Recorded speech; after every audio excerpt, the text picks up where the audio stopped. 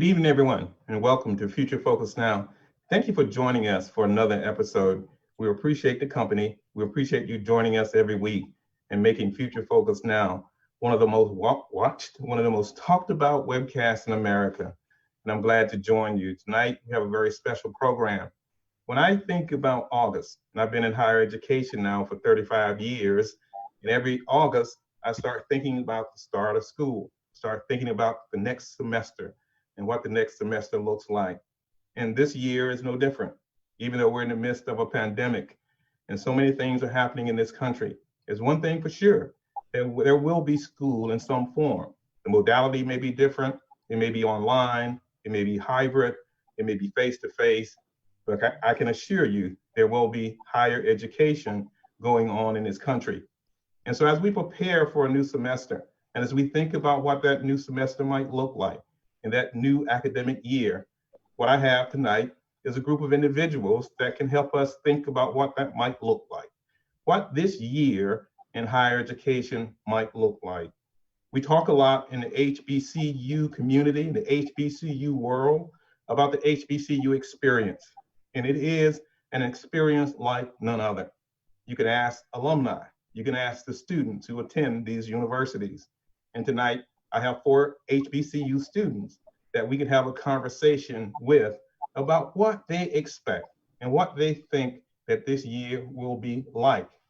I've invited 4 amazing students from Winston-Salem State University, and except one, he's transferred, but he's still a Ram, and we'll talk to him in just a moment in terms of why he transferred. But even though he transferred to another university, HBCU, he's still a Ram.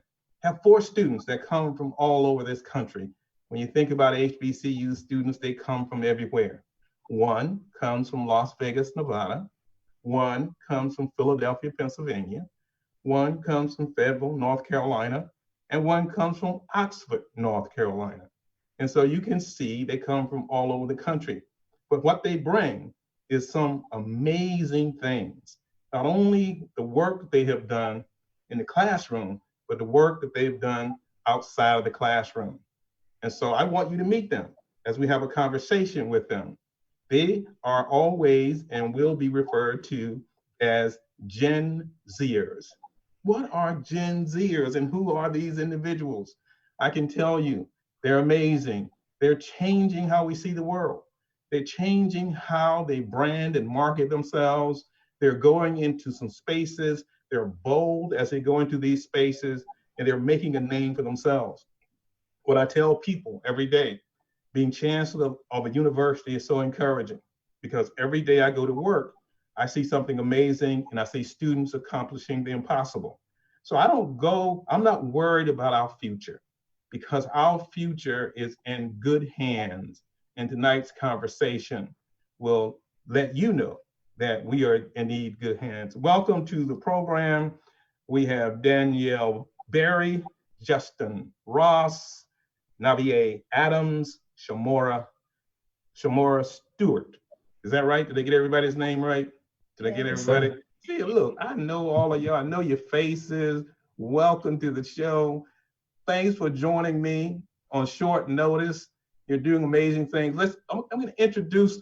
Let me you. No, let me let you introduce yourselves to the HBCU world and to the HBCU community and to Future Focus Now. So first up, I'm going to ask Shamora Stewart to introduce herself because she is Miss Senior, and I want to come back to her a little later and see what her expectations are for the senior year.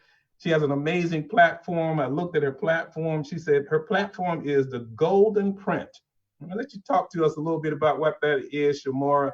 Introduce yourself to the Future Focus Now audience. Well, hello, everyone. I am Shamora Stewart. I'm from Oxford, North Carolina. I am a double major. I am a nursing and a biology major on a pre-med track, and I am a senior. I will be serving this school year as the 2020-2021 Miss Senior. I ran on the platform, the Golden Print, which was basically an initiative dedicated to purpose and alignment of excellence. intertwining leadership, empowerment, and success into our academic school year, preparing us to be great for post-grad. Thank you. Welcome to Future Focus Now. Navier Adams, I've known Navier for a long time. I would see him on campus. He would do campus tours. He's a young man. He's an entrepreneur. Has his own business now for about 10 years. It's amazing. And he'll talk a little bit about that later on. Introduce yourself to the Future Focus Now audience. Good evening. I am Navier Adams. I am a transferred junior at Fayetteville State University, majoring in health and physical education on a sports management concentration. Born and raised in Fayetteville, North Carolina, I am the owner of Navi Sweet Treats, owner and operator. Yeah, if we get a chance to talk about that, that's some cool stuff. Then we have Justin Ross. Justin is a business administration major from Philadelphia. He actually plays a lot of golf. He'll tell you why you should play golf and how that can open up some doors for you. He's also on the men's basketball team, believe it or not. So he will be getting a championship ring pretty soon. Welcome to Future Focus Now. Tell the audience a little bit about yourself.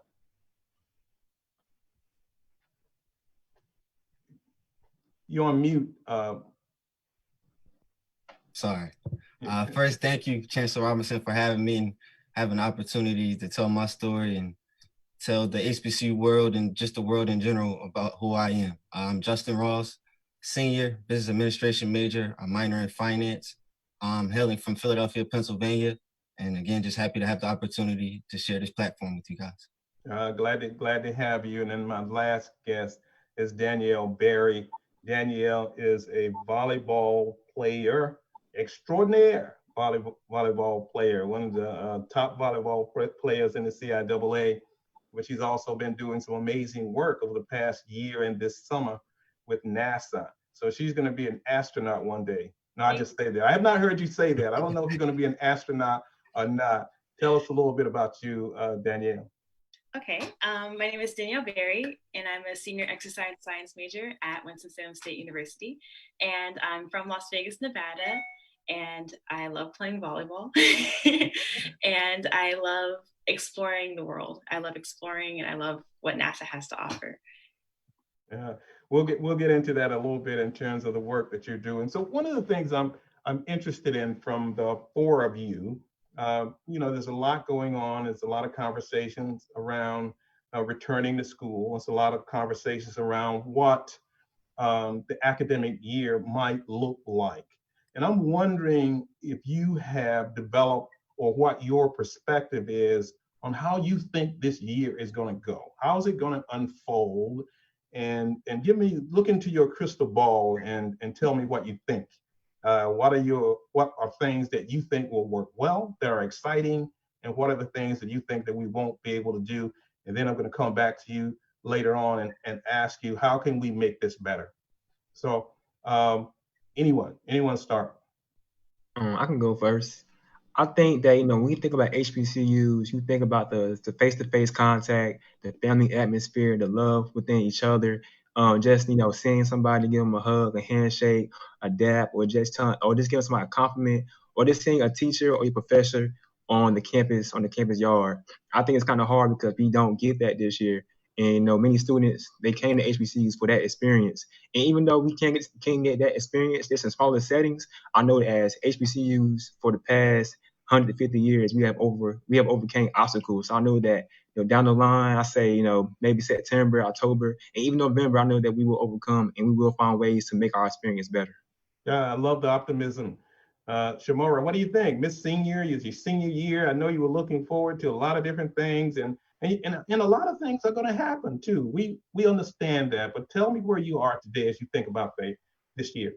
Well, honestly, starting out, I was a little bit hesitant, a little bit nervous about everything, but granted, taking the opportunity that the school did do the social distancing and the prior arrangements in order for us to be safe, which is the most important goal this school year is to remain safe and to remain healthy. That's the most important goal this school year. But picking back off of what Navier said, the HBCU atmosphere is the family atmosphere. And yes, this is an obstacle, but I don't feel as if that family connection and that atmosphere will change much, simply because I have already had faculty members call me and reach out to me just to check on, just to see how I'm doing.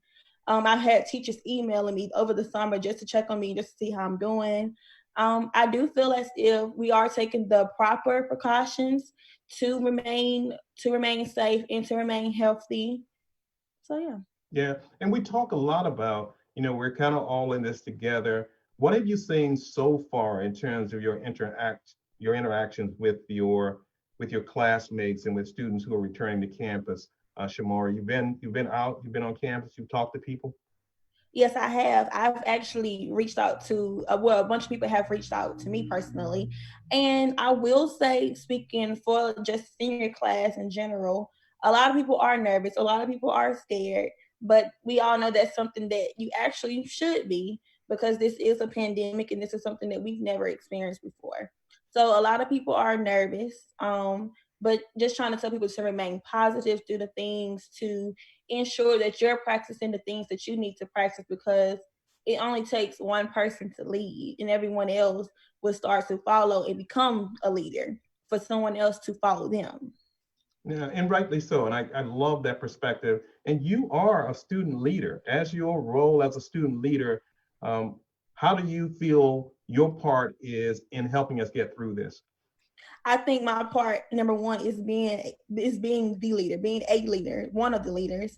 I feel as if pushing people, motivating people to say, hey, you're scared, but if you're not even doing the proper precautions, there's no need to be scared. So taking that step above to, even if it's just going class to class, to remind people, here is, here's some sanitizer, here's an extra mask if you need an extra mask, because being that I have programmed for the school year for some of my events include me passing out masks or passing out hand sanitizer, just to show folks that, like, we still care. Even though this is a pandemic, we still care about you. We still, we still have to take the proper precautions to make sure that you're safe. And so, being that I am a senior, I feel as if that is the number one step, is for me to be a leader and to lead by example, because I can't push for something that I'm not even doing. Excellent, good point. Uh, Danielle, you are, as we mentioned in terms of the opening, of a volleyball player. Now, the CIAA as well as the NCAA has said that we would not have fall sports, which includes volleyball. So I can't have you talk about your year without talking about that. We'll get into some of the great things you're doing, but from an athletic standpoint, speak a little bit to that when you found out about it, how you thought, what were some of your thoughts? At first, definitely a little upset over the fact that I'd lose out on the big senior season. This is the year that I was excited to take pictures of my jersey, take pictures of my senior friends, do the whole senior night thing. But as I thought about it more, as it resonated, I realized this was right. This was what was supposed to happen in order to keep everyone safe, like previously stated. Volleyball is it's a contact sport. You'd be interacting with a lot of different people. So I feel like my safety is a lot more important than having that big senior night. I had one in high school, and there'll be other opportunities to play. It's a temporary standstill, but it's a necessary standstill. I got you. Now, when you think about that in terms of athletics and not being able to play volleyball, what do you see? How do you see your year unfolding? Similar to how my spring season would unfold, I would say. I hope that in the near future, we may have the opportunity to work out as a team, perhaps doing conditioning, just getting prepared for the spring season, since the season technically is postponed until the spring. So I see myself conducting business as if I were in the spring season of my typical school year. So morning workouts, going to class, making sure we stay in shape together, and making sure we interact with each other and stay on one accord. Great, great. Justin, senior year coming up, you go into your senior year already identified where you're going to be working. That has to be motivating and uplifting to you. Talk about going into your senior year. Sir, going into my senior year, already securing and locking down My career path is a blessing. I just can't thank my Lord and Savior Jesus Christ enough for that, and just my family. And then just thinking about the experience when we talk about Winston, when we talk about the family atmosphere, as my colleagues have said, just how do we reinvent that experience? Because when we talk about Winston, we're talking about a chancellor.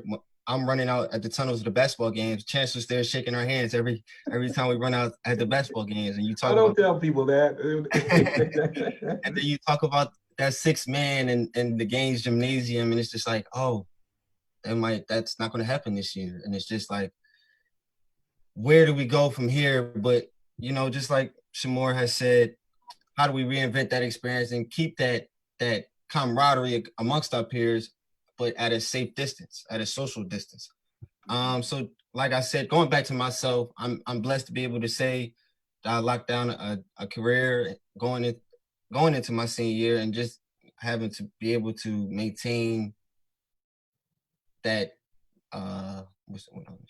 that notion that we need to maintain safe. So that's really all I've been thinking about. That just those two things, those two wheels. Well, look, I'm going to tell you, for the four of you, I'm extremely excited about what you're doing.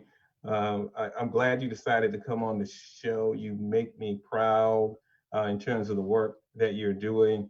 I believe that this is going to be a wonderful year, and it's going to be a special year because of individuals such as yourself, and thinking about reinventing and reimagining. That's what I wanted this show to be about. Let's talk a little bit about now. One of the things that we talk a lot about at Winston-Salem State, something called high impact practices. Like, we want folks doing something beyond the classroom, getting involved in extracurricular type activities, getting involved in internships, externships, and research and so forth.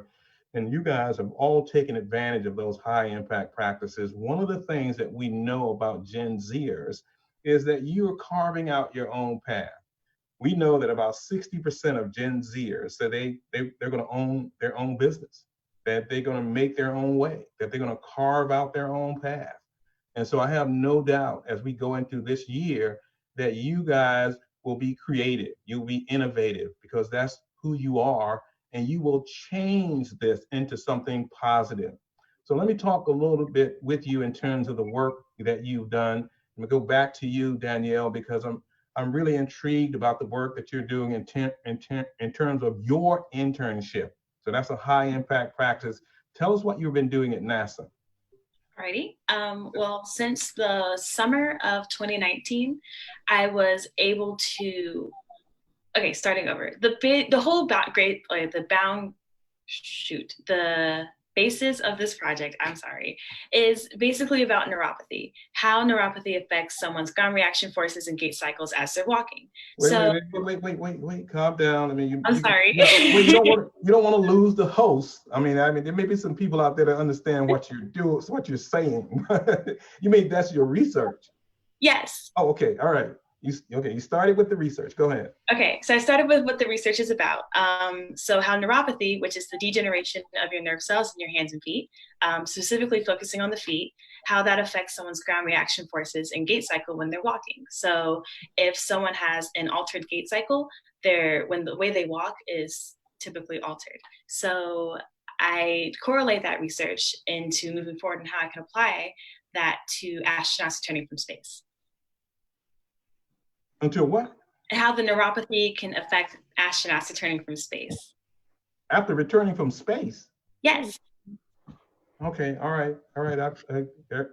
Rest of y'all follow that? Y'all know what that is? Yeah, you say, I got it, you got it. But I'm interested in your internship and how you got your internship. I read that you got your internship during the CIAA tournament or something, and you went to some event, and that it culminated in you getting an internship at NASA. Talk to me about that. It was awesome. So I attended through the Career Center on campus in Hill Hall. I attended Career Fair. It was $5 to go, and you just paid $5 for a seat on the bus, and we rode out to Charlotte to the CIAA basketball tournament. And there's also Career Fair there. So we had tickets to the tournament. We could meet vendors. They were all walking around, meet alumni. It's a good, wholesome event. and I attended career fair, and there's a table there for NASA.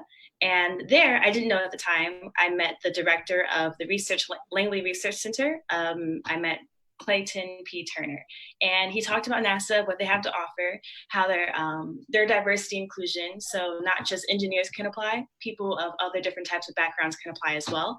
And he suggested I apply, and I did, and it was great. I had the opportunity to attend an internship over the summer, and now have the opportunity to continue that internship through this fall semester as a virtual internship, and hopefully again in the spring. So I am a prolonged intern. Well, great. So what do you do on your internship? I mean, what is that like? I mean, what is a typical day like on your internship at NASA? Well, it's typically like a normal job. I would attend Marshall Space Flight Center in Huntsville, Alabama. So I would wake up in the morning, get ready for work. We have our badges. So we have to badge into the arsenal at Redstone Arsenal. It's an Army base. And then you drive to my lab, and I sit in my lab. I do my research. I look into things. I conduct projects, things of that nature. So I have the freedom and the ability to explore what my mind makes up, and what I can figure out what I can contribute towards the project. And I check in with my mentor often, and we have a really good relationship. I love my mentor because she's also a really good role model for me as someone that also came from an HBCU, a female HBCU attendee. She went to Tennessee State University.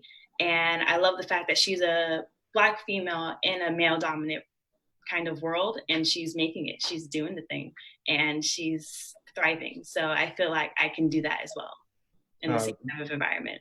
Look, that's wonderful. And you got great mentors. I think mentors are extremely important. So I was kidding at the beginning, but I mean, do you want to be an astronaut?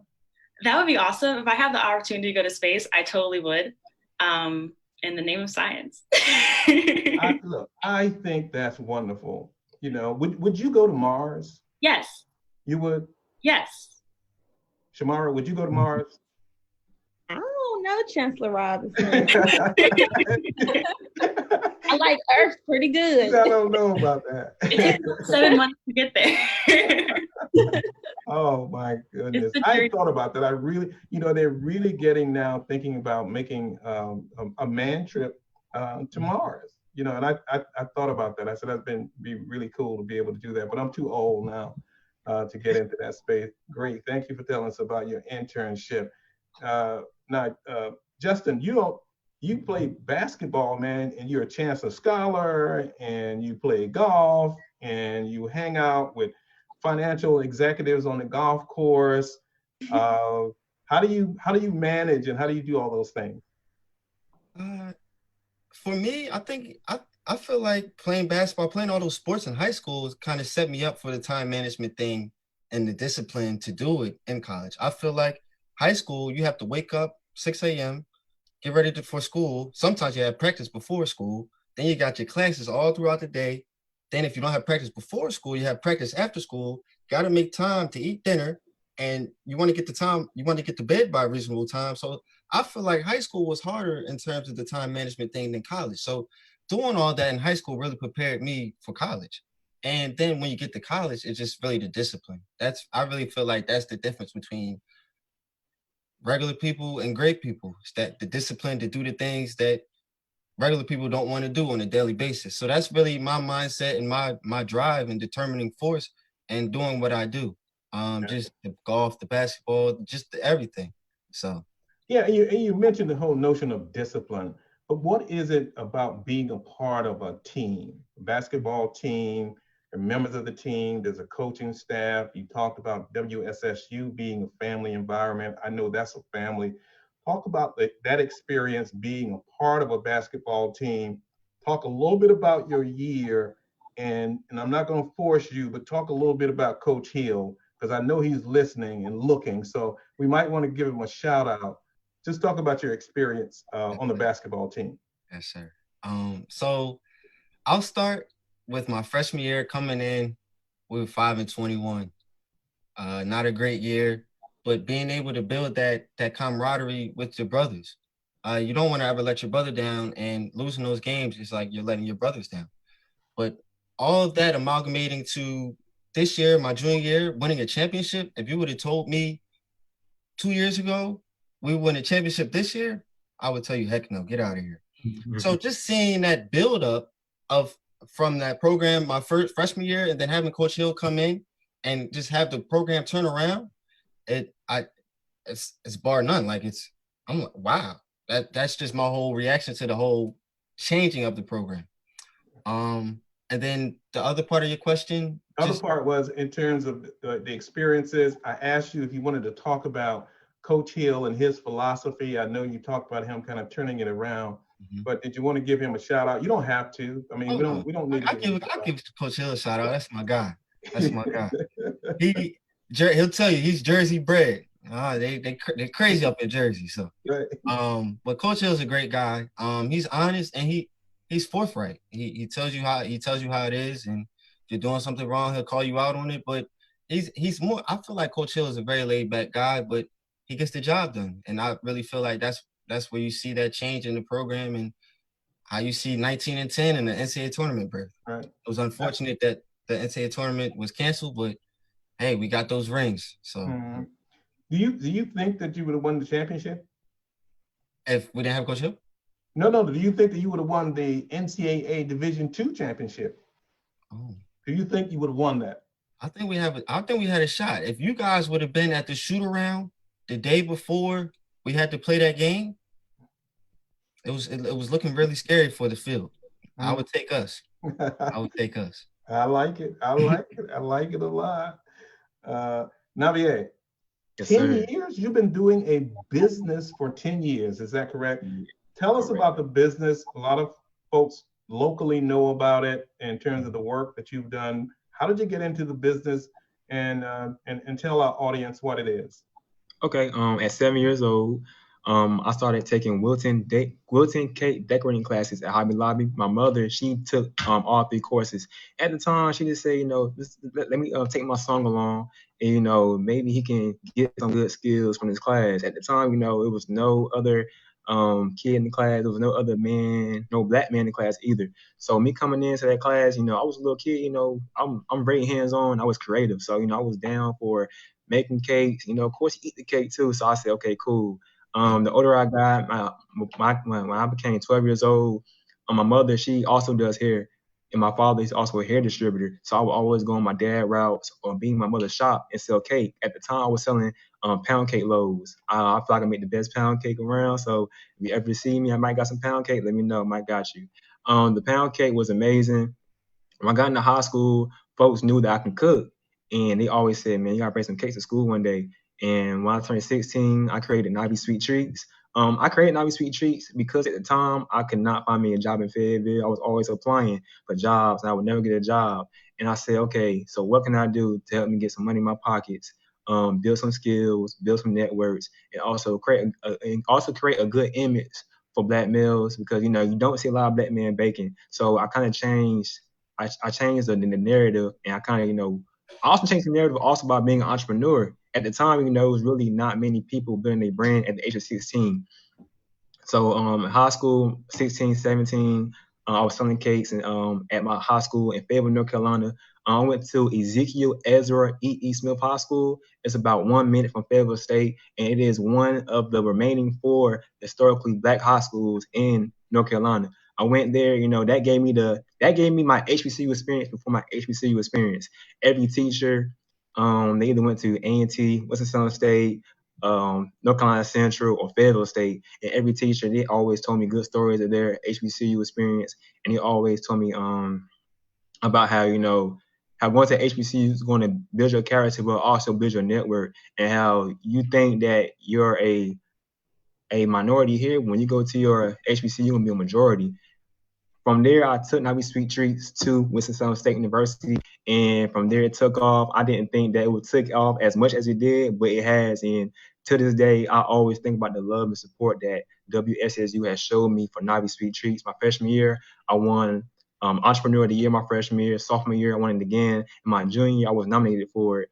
And just from that, I think it was a big thing. To me, food is another language for love, and I love caring for people. I love catering to people as well. So just, me doing that on campus, the network, And when you in the triad, you have other schools as well. So you have North Carolina A&T, UNCG, Wake Forest, Elon. So all those schools were also contacting me for, cakes. And, it was, when I tell you my dream was just this small. That was my dream.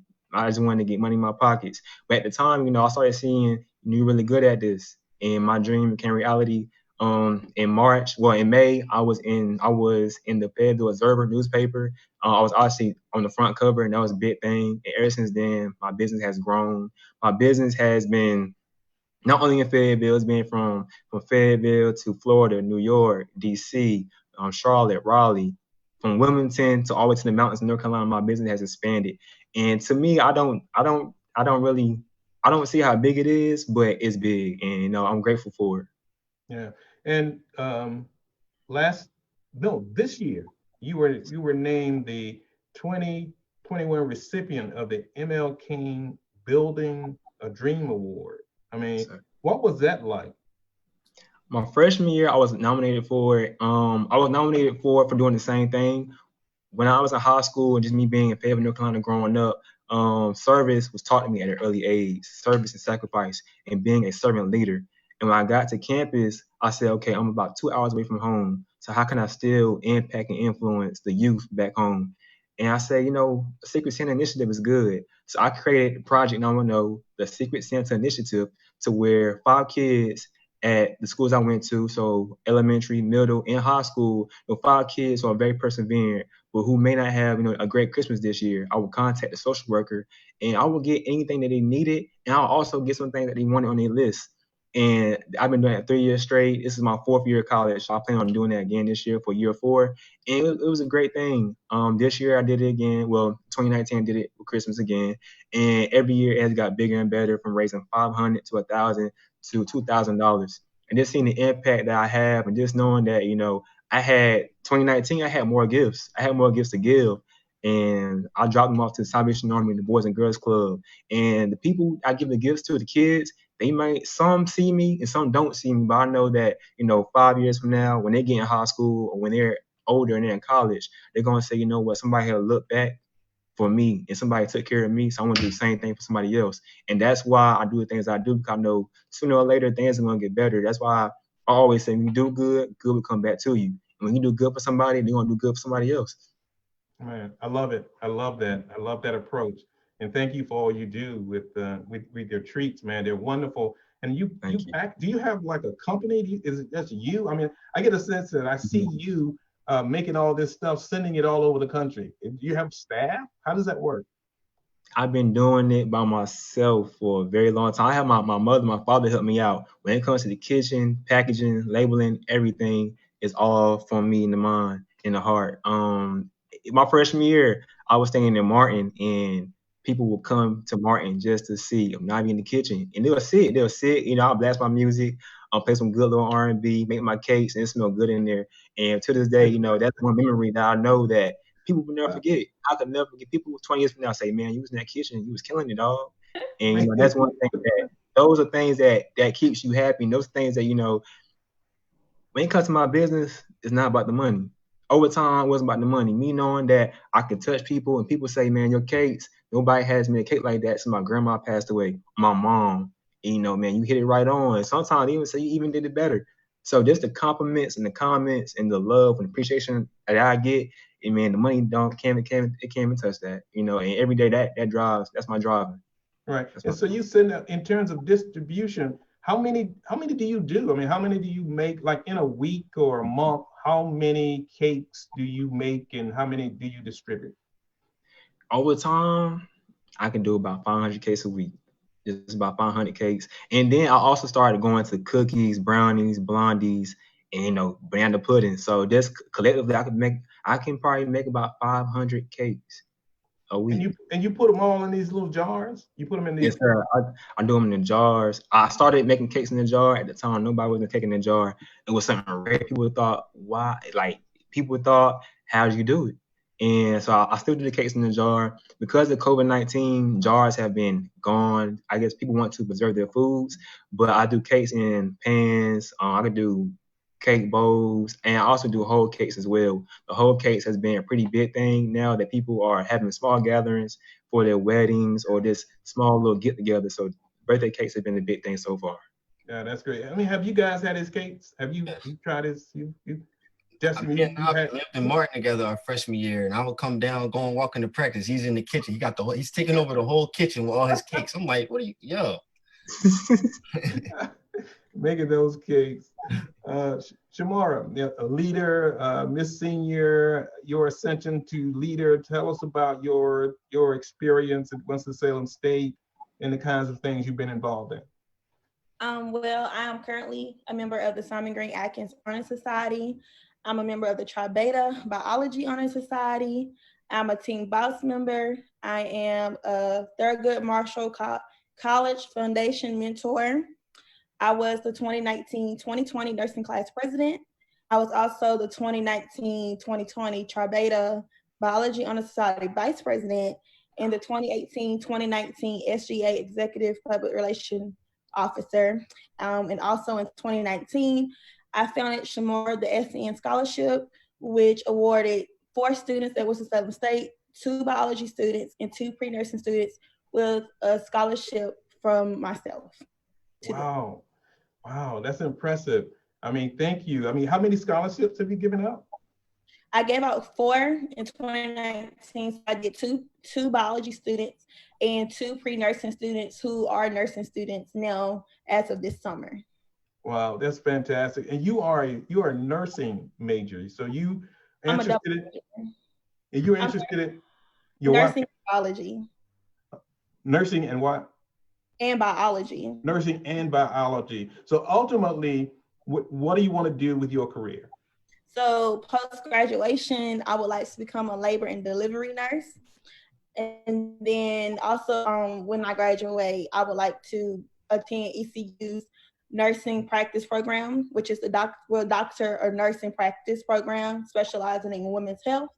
And then long term, I'll give myself 6-7 years. I would like to open up my own practice. I got you. And so one of the things that in terms of nursing and biology, given what's happening in the country today, particularly around the pandemic and what we've seen about nurses and health professionals, across this country, what have you seen or thought, or how has that impacted how you want to go into nursing, if any? Well, I currently I work at Forsyth Medical Hospital, Forsyth Medical Center, and being that I am a student and I also have to, do clinicals along during the school year, I have seen some very heartfelt moments. Yeah. Being that COVID, they tell you the numbers and the cases, but they don't truly tell you the numbers and the cases because it's so scary. Being in nursing and being in the health science field, the STEM field, it's so amazing to see people progress, or it's so amazing to see people, just go from literally from sick to healthy. And it pushes me even more as a student nurse. It pushes me even more as a health science major to pursue my dreams and to pursue every single goal and aspiration that I have, because we are the leaders of tomorrow. We are our future. We are this generation. We are what's up next. So being that this pandemic has came, I will say, it has had its downfalls, but it's also been a blessing in my life, a blessing in disguise that I didn't know was going to be a blessing at first, because it has shown me that, nurses are at the front center of all of this. They are the people that's caring for the patients. They're the people that's there when family couldn't even be there. And I have seen so many nurses take a stand and even come from a nurse to becoming family with patients, because if your family can't visit, you feel alone and you feel scared. But the nurses have taken the role and the responsibility of being the nurse and remaining ethical, but also being and saying, hey, I can be your family for this short period of time and make you feel loved. Yeah. No, that's a powerful perspective, and I appreciate that. And anyone who wants to go into nursing and the healthcare profession today, I tip my hat to them and I thank you. It's almost like you say you thank for your service, but I do think we have a different kind of perspective about nurses today, particularly what we've seen over the past, 6 months. I want to take you back to some things that you guys talked to me about earlier about being at a HBCU and kind of the family environment. He also talked about mentorship, and many of you are also in a position to mentor others. Take me through a couple of experiences that you had with mentors and a couple of experiences that you may have had that really had an impact on your life and what you will take away from that. So think back your time at HBCU, who are those people that really encouraged you, supported you? What are those experiences that you will take away when you leave your university? I have an example. Okay. I would for sure say my professors, 100%. I was invited to attend the American Sports College, ACSM. It's a Society of Exercise Physiologists, Exercise Sciences. I was invited with Dr. Pitsley and Dr. Coronets and Dr. Chad and Chad Markert, and they invited me to come along to interact with people part of my field, interact with other people that are deep into exercise physiology and the healthcare profession. And I feel like that type of experience is something I only would have gotten if I attended an HBCU. At my previous school as a transfer student, I previously attended Greensboro College. Right. I had the small environment, I had the small community of my professors, but I didn't really feel that camaraderie with my professors as if they like really cared about my upbringing, what I wanted to do with life. I told them I wanted to work with astronauts. They brought me to this experience. They let me interact with people who have also done work with astronauts at this conference I was able to attend. So I really enjoyed the experience, and that's kind of what helped me propel me towards what I want to do with my future. So I definitely would say my professors are a huge support system for me, and without their guidance, without their letters of recommendations, without their expertise in my field of study, I don't think I'd be where I am today. So I'm forever grateful for my professors. One of the things I've noticed about you, Danielle, being a transfer student, but immediately when you came to Winston-Salem State University, you got involved and you got engaged. Is that part of who you are? Did Winston-Salem State bring that out of you? I would say so. I mean, because you hit the ground running and you got engaged, and I would see you everywhere. When I first attended Winston-Salem, I was a little hesitant. Unfortunately, I wasn't able to partake in rendition. So when everyone talks about rendition, I have a clue what you guys are talking about, but not really. I had volleyball, so I had other obligations that I had to attend to. So I do regret looking back that I did not partake in that, which didn't really help me transition as well when I first attended. But with the help from my mom, she was really pushing me to get more involved, join some clubs. I got the chance to join a jazz ensemble one semester, and that got me a little more acquainted with other members of campus that I wouldn't typically see on the day-to-day basis, being part of like the health science student athlete kind of world. So I got to interact with people who are part of the band, people part of jazz ensemble, people in the choir. And these are awesome people that some people don't take the time to slow down and interact with other peers that are interested in other things that you're typically not interested in. So after being able to immerse myself in many different types of pots and holes, I was able to get more acquainted with my peers and fit in more, if that makes sense. Oh, it makes perfect sense. Perfect sense. Justin, you're a legacy Ram, I understand. Yes. My dad graduated from Winston in '92. He's Stephen A's roommate. Really? So they talk frequently. So they both play basketball together. So little known fact, little known Black history fact from your dad. I think I met your dad. Yeah. Yes. He's actually, I think he's in the other room watching us right now. Oh, really? I think I can hear the stream. So that's great. Tell us about your experiences at WSSU. One or two things, takeaways that you're going to carry with you. I think it's just really that family atmosphere. Growing up for me, I attended predominantly white schools. So not really struggling. I wouldn't struggling is the wrong adjective, but really WSSU really empowered that sense of self, kind of empowering who you are as a person, but also building that camaraderie and that brotherhood, sisterhood, just that, what I said, that family atmosphere with other people And then how Navi said it earlier, you're going somewhere where you're not the minority, you're the majority. And I think that just really helps that term of empowerment and being able, I feel like I can do anything I want now. That's I just like that. WSSU has done for I like me. that. I just feel like whatever I want to put my mind to, I can do it. And just even doing that with the Vanguard, where I'll be working next year, being able to have that conversation with a man that has no similarities.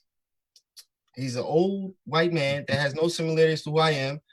And just being able to build those commonalities, which will build those relationships to be able to, hey, I really like who you are as a person. I'm going to pay it forward. I want you to interview with my company. And just being able to build those skills, build those interpersonal skills, I really think that's what WSSU has done for me.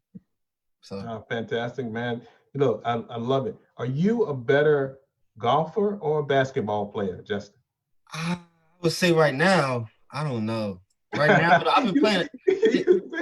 Right now, I've been playing a lot of golf since the pandemic. I've been playing almost every day. I've been playing more golf than I've been playing basketball. And golf is just a sport you can play till you're 90 years old. So it's just one of those sports. It's not as taxing on the body. What's the answer to the question? The question was, are you a better golfer or basketball player? I'll say basketball player. Okay, all right. Basketball player. I know after I go into my career, I'll be playing a lot more golf than basketball, though. Gotcha. Shamara, give me a couple takeaways. What you're gonna put in the vault and it's gonna motivate you and you're gonna carry with you?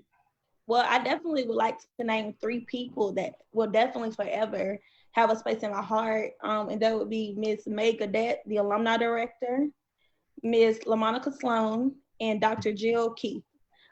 These 3 women have definitely had some major impacts on my life. First takeaway would definitely be that, you never give up. Just because an obstacle comes in your life, it only means denial. It only means delayment and not denial. So just taking that away being number 1. Number 2, I've been taught that put God first, do anything that you do. Definitely number 3 would be when I came in, for those who don't know, I came from Granville Early College High School. And so I came in with 64 credits. And I met Dr. Jill Keith. And when I came in, coming straight from high school, I had the opportunity, I was blessed with the opportunity to be able to attend Rendition because I just applied as a first-year student because I knew that eventually I was going to add on a major. And so, granted, I had my opportunity to experience everything. And coming from a predominantly white high school, out of 40 graduates, I was one of the 5 Black individuals that graduated. And so coming to a HBCU, it has taught me the love of being a Black individual. It has taught me the love of perseverance and to not let anyone stop you in any obstacle, in any atmosphere. My HBCU, the Winston-Salem State University, the illustrious university that it is, has taught me nothing more but to keep going. It doesn't matter, it doesn't matter where you're at. It's just about where you're going. So it definitely has put that aspect into my heart, the love that I have for my university. Anybody that knows me know I'm going to talk about Winston-Salem State University all day, every day, Ram Pride, okay? So I love my university, and being that this wasn't going to be my top university actually was UNC Chapel Hill, but God had other plans. But God had other plans. He had other plans for me. And I'm so grateful. I'm so blessed. And I'm so thankful that I did choose Winston-Salem State because it has made me who I am today. Yeah, great. Thank you for that. Thank you for that. Thank you for all that energy. I love it. Every day, Ram Pride, all day, every day. I love that. Navier, you got tell us a couple takeaways. I know we got you out of the kitchen a little bit. So when you got out of the kitchen, what are some of the takeaways that you're going to carry with you?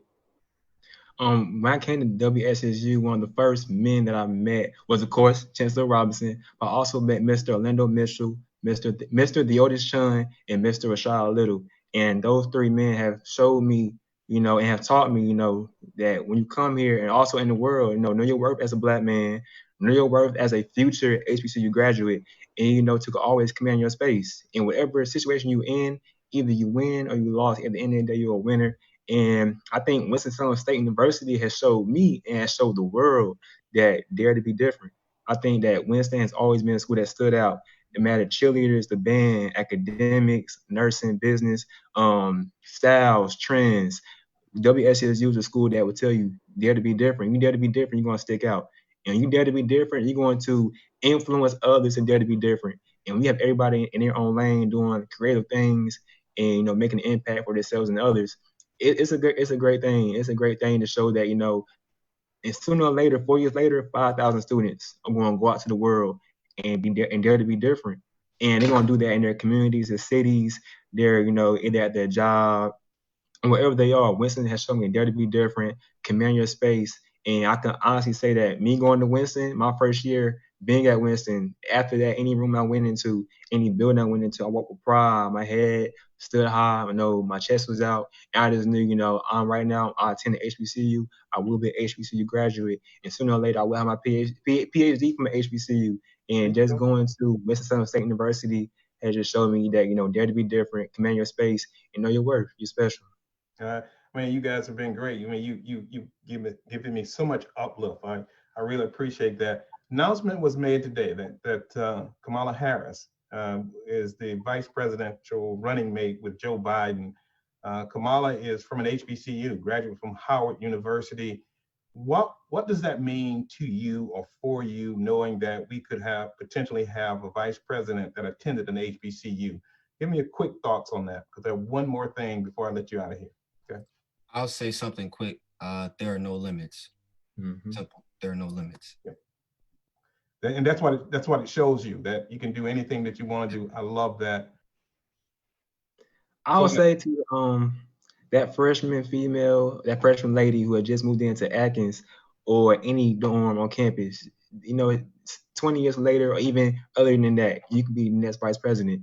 And I think my beautiful Black queens around the world, they're seeing this right now, saying one day I can do this. When we first got the first Black president, it was something major. But knowing that we can have the first Black female vice president, it's big. It's big. It changes the narrative. It changes our history. And I know for the better. I know that great things are gonna come from it. Yeah, I love that.